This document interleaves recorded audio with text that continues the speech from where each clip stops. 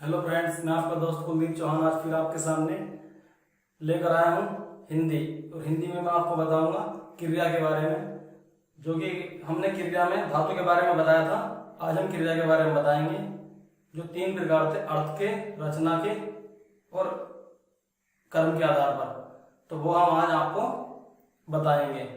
चलिए हम आज शुरू करते हैं कर्म के आधार पर आज। और कर्म के आधार पर जो है वो दो प्रकार की होती हैं, सकर्मक और अकर्मक। चलिए देखिए, सकर्मक वे होते हैं जिनमें बाकी क्रिया का प्रभाव कर्म पर पड़ता हो, और अकर्मक वे होते हैं जिनमें क्रिया का प्रभाव कर्म पर नहीं पड़ता। इसमें कोई भारी बात नहीं है। चलिए देखिए आज अर्थ के आधार पर।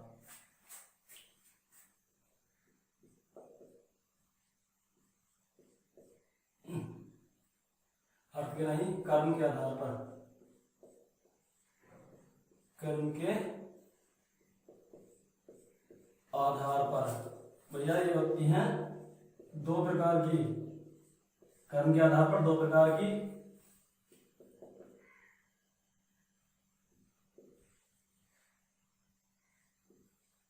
सकर्मक और अकर्मक क्रिया। अकर्मक क्रिया। चलिए ठीक, हम आपको बताएंगे पहले सकर्मक क्रिया।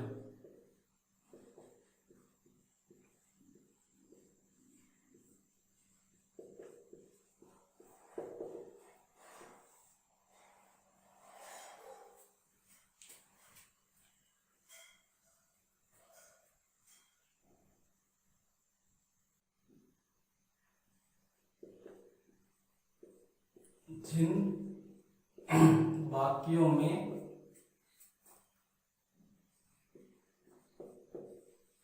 कर्म की आवश्यकता पड़ती है या क्रिया। अब सही है, जिन क्रियाओं में कर्म की आवश्यकता पड़ती है सकर्मक क्रिया कहलाती हैं।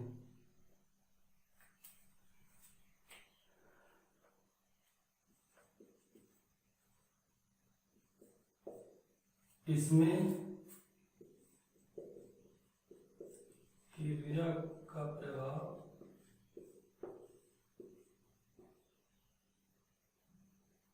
कर्म पर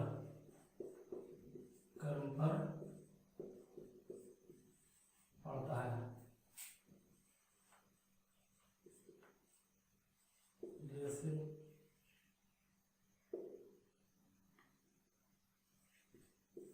हंसना, रोना, गाना, पढ़ना,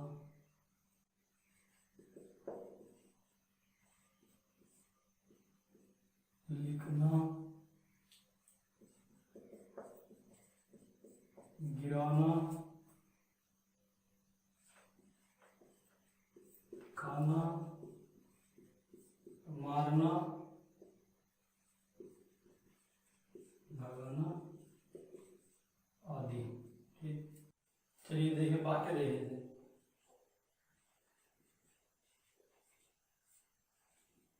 मोहन बच्चे को रुला रहा है।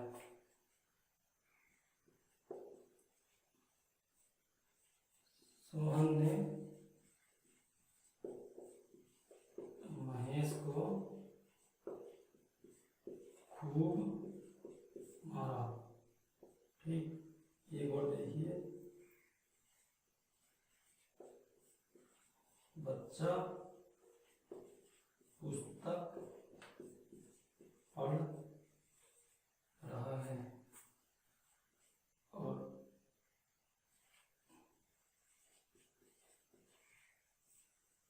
अध्यापक ने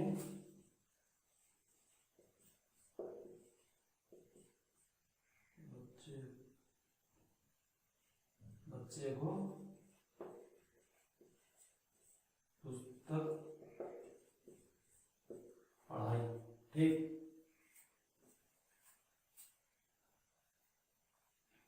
अब देखना ध्यान से, इधर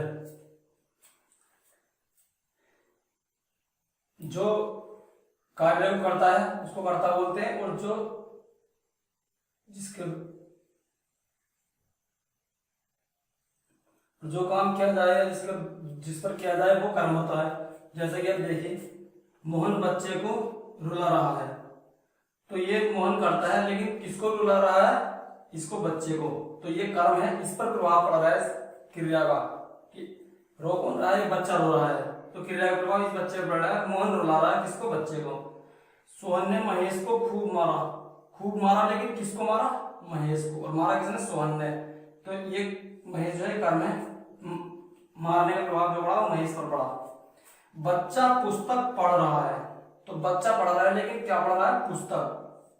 तो ये पढ़ तो बच्चा रहा है, लेकिन क्या पढ़ रहा है? पुस्तक। पढ़ने का प्रभाव किसका पड़ा? पुस्तक पे। पुस्तक को पढ़ा जा रहा है। ठीक, अध्यापक ने बच्चे को पुस्तक पढ़ाई। अब अध्यापक ने पढ़ाई, किसको पढ़ाई? बच्चे को। क्या पढ़ाई? पुस्तक। इसमें ये दो कर्म है, एक तो पुस्तक और एक बच्चे। पढ़ाई तो गई, लेकिन क्या पढ़ाई गई? पुस्तक। और पुस्तक पढ़ाई गई किसको? बच्चे को। तो ये क्रिया प्रभाव जो पड़ा बच्चे में और पुस्तक को पड़ा, लेकिन अध्यापक को कोई नहीं पड़ा। ये मोहन सोहन बच्चा, अध्यापक ये जो है पढ़ता है। चलिए, इसके दो प्रकार है, यही लिख दो। चलो यहाँ को लिख दो, याद कर जाएगा।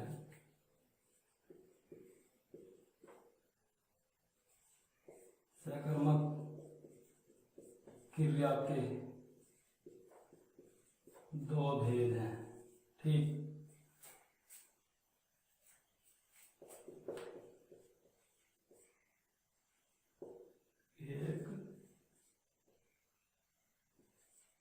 एक कर्मक, द्विकर्मक। हम ये एक कर्मक और द्विकर्मक देखेंगे क्या है। चलो आगे चलते हैं।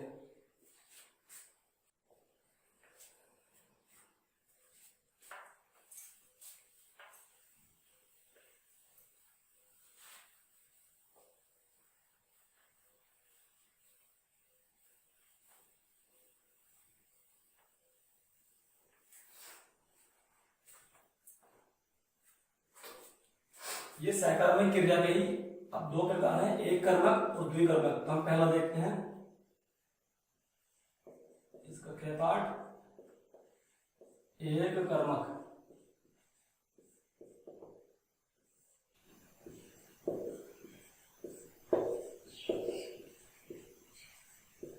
जिन क्रियाओं के साथ एक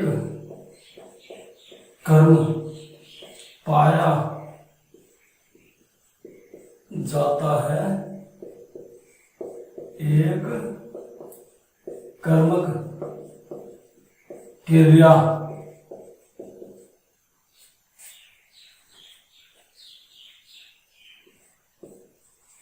कहलाती है। जैसे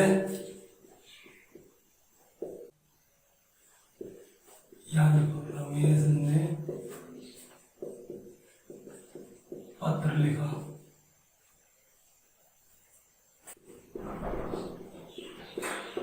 हमने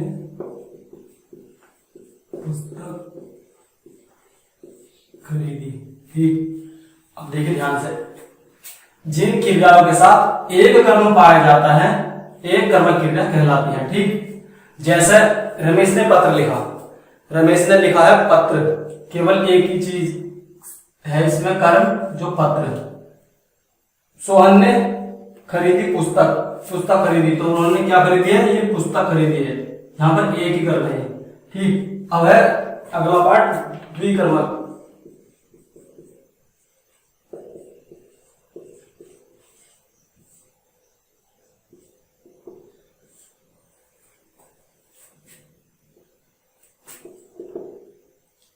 द्विकर्मक जैसे जिन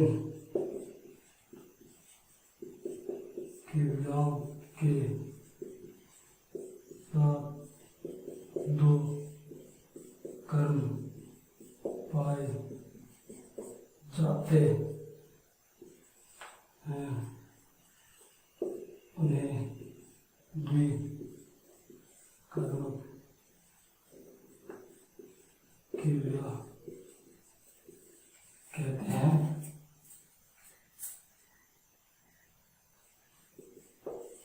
द्विकर्मक क्रिया में एक कर्म से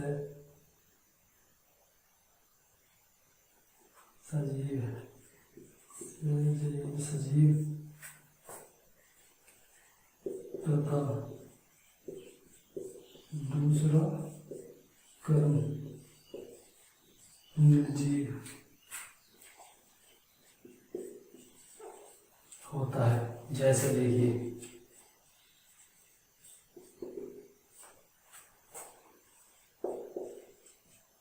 राजा ने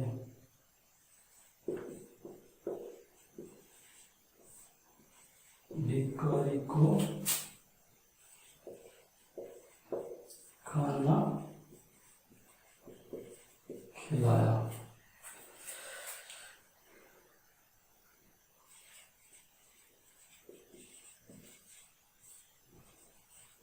अध्यापक ने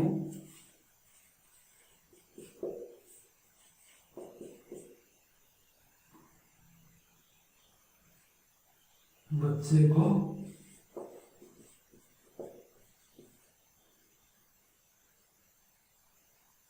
इतिहास पढ़ाया। ठीक, एक बार शुरू से देखिए, इसको डिटेल में जाते हैं। एक कर्मक, जिन क्रियाओं के साथ एक कर्म पाया जाता है, एक कर्मक क्रिया कहलाती हैं। जैसे रमेश ने पत्र लिखा, केवल एक कर्म इसमें पत्र। सुहान ने पुस्तक खरीदी, केवल एक कर्म पुस्तक। अब यहाँ आइए, द्विकर्मक, जिन क्रियाओं में दो कर्म पाए जाते हैं वो द्विकर्मक होती हैं। और ये इसमें पहला कर्म सकर्मक, हाँ एक कर्म संजीव और दूसरा निर्जीव होता है। एक कर्म सजीव, दूसरा निर्जीव। देखिए, राजा ने भिखारी को खाना खिलाया, तो राजा ने खिलाया क्या? खाना। किसको? भिखारी को। यहाँ अध्यापक ने बच्चों को इतिहास पढ़ाया है। क्या पढ़ाया? इतिहास। और किसको? बच्चों को। तो यहाँ देखो, भिखारी है पहले में, राजा ने भिखारी को खाना खिलाया। तो यहाँ भिखारी जो है सजीव है और ये खाना जो है निर्जीव है।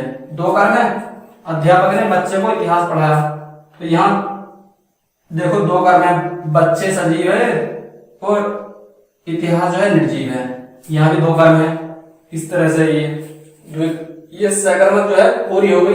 एक कर्मक और द्विकर्मक इसके भेद थे। अब हम आपको पढ़ाएंगे एकर्मक। चलिए इसको रब करते हैं।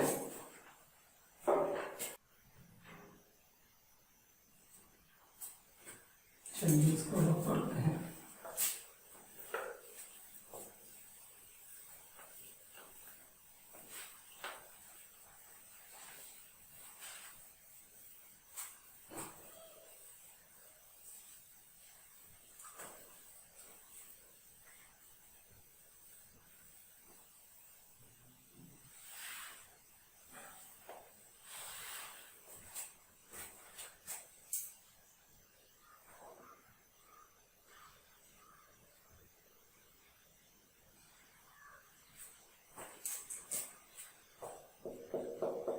नंबर 2,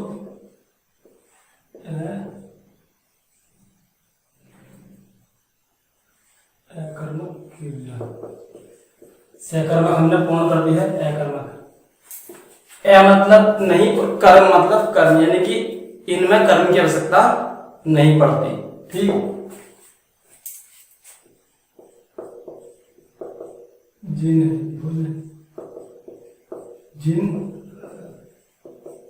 क्रियाओं में कर्म की आवश्यकता नहीं होती, सकर्मक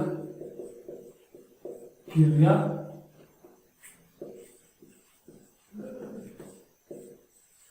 कहलाती है।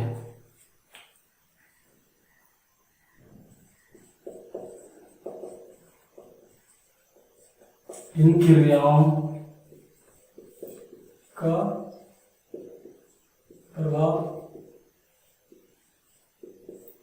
सीधे कर्ता पर पड़ता है।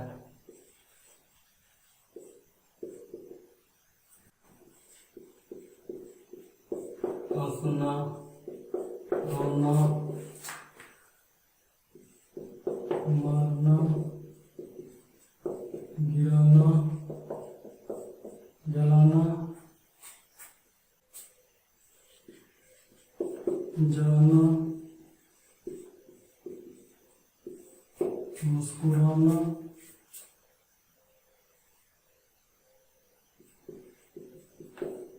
चलाना,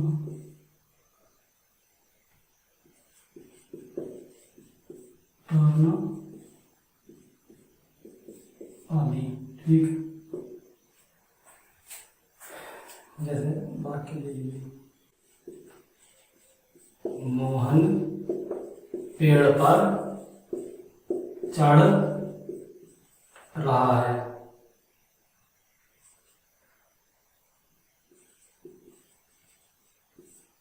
बच्चा बीमारी से मर रहा है।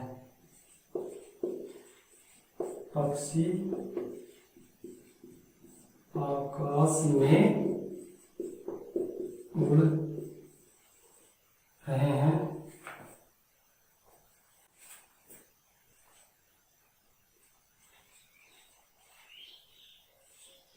लकड़ी धीरे धीरे कट रही है। पेड़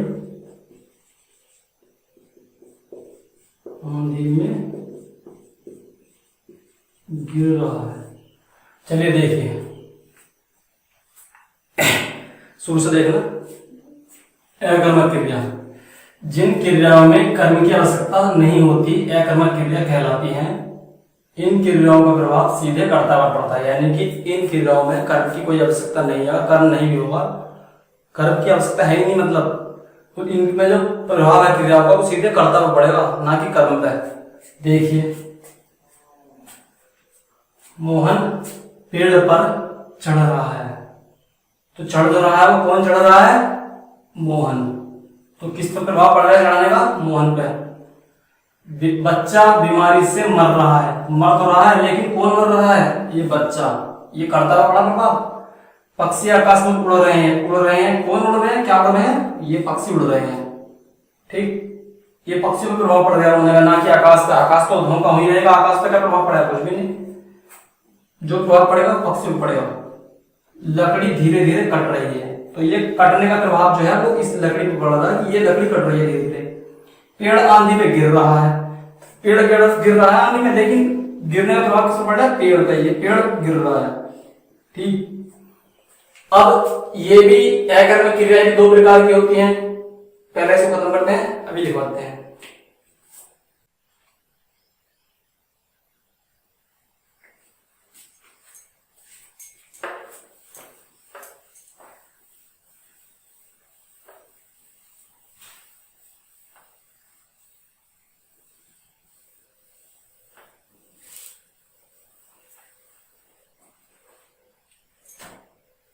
ये हो गया, यानी कि ये अकर्मक क्रिया। अब इसके दो भेद हैं, दो भेद। यार इंक डाल लूं इसमें मार्कर में।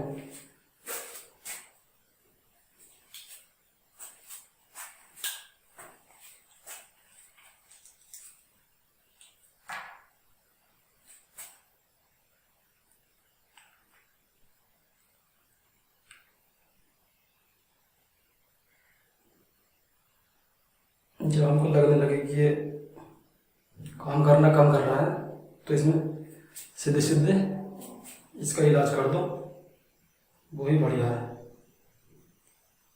ठीक, अभी हमने इसका इलाज कर दिया है, इसकी बोलती ही बंद हो गई। ये जो हमें सिर दिखा रहा था ना मारकर, कम चल रहे, अब ये कम नहीं चलेगा।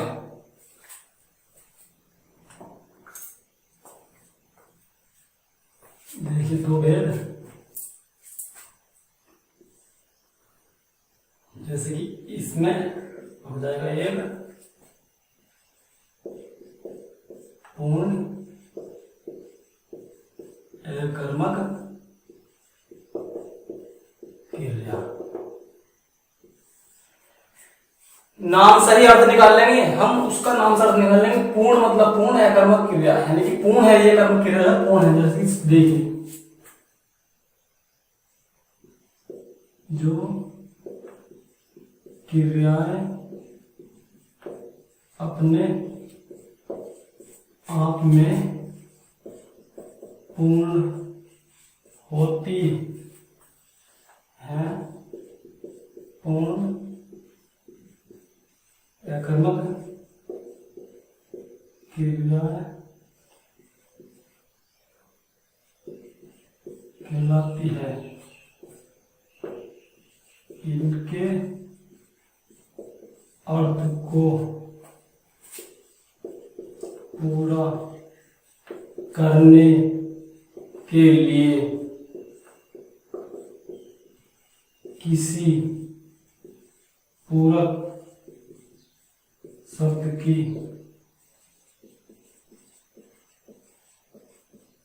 आवश्यकता नहीं होती। जैसे मोहन पढ़ रहा है।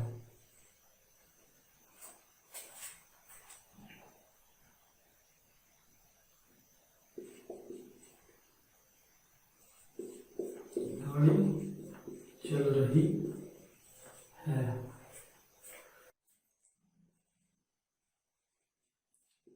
बच्चा कूद रहा है। सोहन सुनेगा। ठीक, देखिए मोहन पढ़ रहा है, यानी कि ये क्रिया अपने आप में पूर्ण है, ये पूर्ण है, इसमें किसी और पूरक शब्द की आवश्यकता नहीं है। मोहन पढ़ रहा है, गाड़ी चल रही है, बच्चा कूद रहा है, सोहन सुनेगा। तो ये अपने आप में पूर्ण है। अब इसका दूसरा पार्ट करवाएंगे हम, इसको खत्म करते हैं, यहाँ आगा नहीं, इसलिए इसको खत्म करते हैं।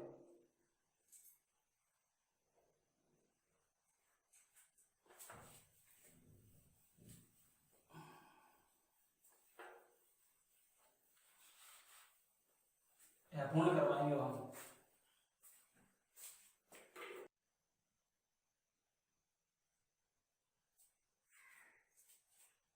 इसका अगला पार्ट है, कितना मस्त चल रहा है इस टाइम। पूर्ण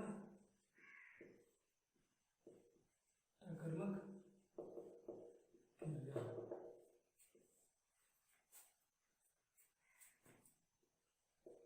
ये क्रियाएं अपने आप में पूर्ण नहीं होती। इनके अर्थ को पूर्ण करने के लिए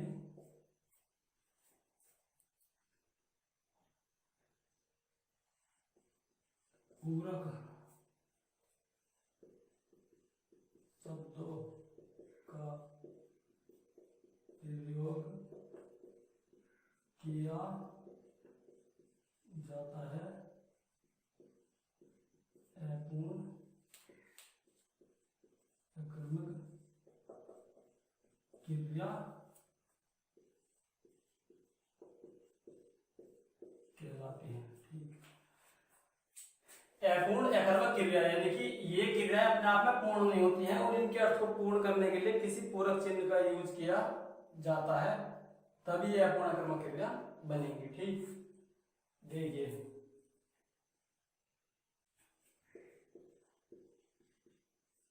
निकलना,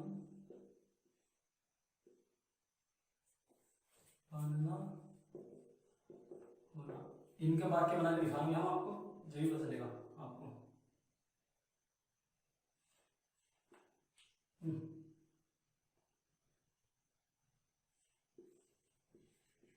रमेश बहुत ही चतुर निकला। ठीक,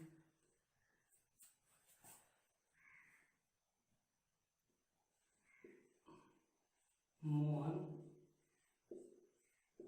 एक दिन डॉक्टर बन जाएगा।